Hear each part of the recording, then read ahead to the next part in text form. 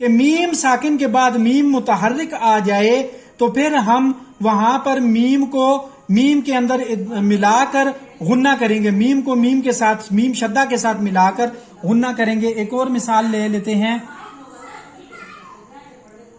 لکم، یہ میم متحرک ہوگی اور یہ میم ساکن ہوگی سوری، اور یہ میم متحرک ہوگی، ما سألتم۔ یہ ساری میں آپ کو قرآن پاک کی مثالیں دے رہا ہوں، ٹھیک ہے جی۔ لکم ما سألتم، یہاں پر بھی ہم نے اخفا کیا نرمی کے ساتھ، لکم ما، ٹھیک ہے۔ میم ساکن کے بعد میم متحرک آ گئی تو پھر ہم اس کو میم متحرک کے ساتھ ملا کر یہاں پر ہم اخفا کریں گے۔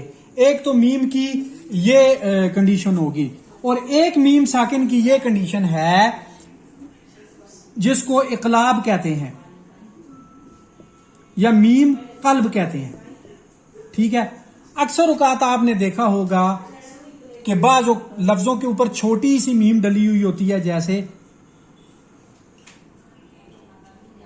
یہ، ٹھیک ہے جی۔ ایک صورت یہ ہے کہ اگر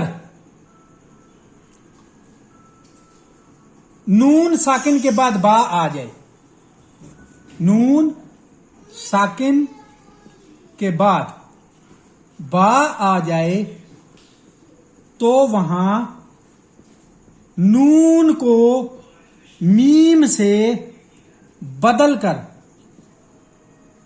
اخفا کریں گے۔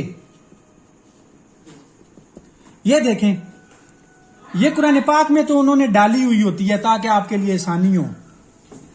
یہ ہو گئی نون ساکن، اگر اس میم کو یہاں سے ہم مٹا دیں تو یہ نون کے اوپر جزم ہے تو نون ساکن ہوگی، اس کے بعد یہ با آ گئی، ٹھیک ہے۔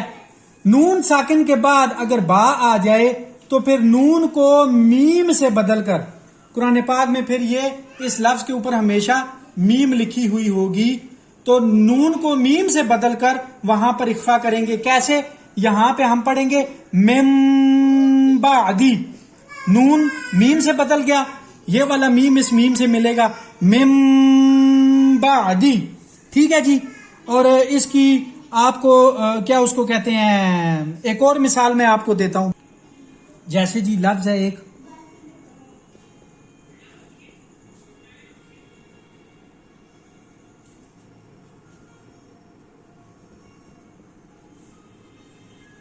زو،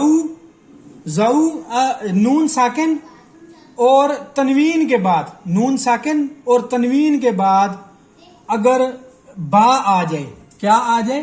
با آ جائے، یہ نون ساکن ہو گیا اور یہ تنوین ہو گیا، ان کے بعد کیا آ جائے؟ یہ با آ جائے، تو ہم تنوین، تو پھر ہم کیا کریں گے؟ نون کو میم سے بدل دیں گے اور تنوین کے بعد تنوین کو ہم میم کے ساتھ ملا کر اخفا کر کے پڑھیں گے۔ اس کو زوجن بہیج نہیں پڑھیں گے، زوجن بہیج پڑھیں گے۔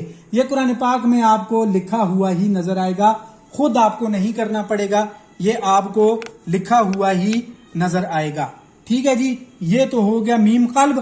اصل میں یہ جو نوٹ میں آپ کو ویڈیو بنا کے بتا رہا ہوں، جن لوگوں نے پہلے تجوید پڑھی ہوئی ہے یا جو اس چیز سے واقف ہیں ان کو تو یہ سمجھ آ جائے گی، لیکن جو اس کو واقف نہیں ہے وہ ان کو دیکھیں، لازمی ضرور اس کو سنیں، تو آگے میں ساتھ ساتھ انشاءاللہ تعالی جو ان میں کمی بیشی رہتی ہے وہ جب آگے والے لیسنز آئیں گے نا تو ان میں ساتھ ساتھ یہ آپ کو کلیئر کرتا جاؤں گا۔ ویسے تو یہ غنہ کے جو قواعد ہیں اور یہ نون اور تنوین کے جو قواعد ہیں ان کو اگر تفصیل سے پڑھاؤں تو پھر ویڈیو بہت زیادہ لمبی ہو جاتی ہے۔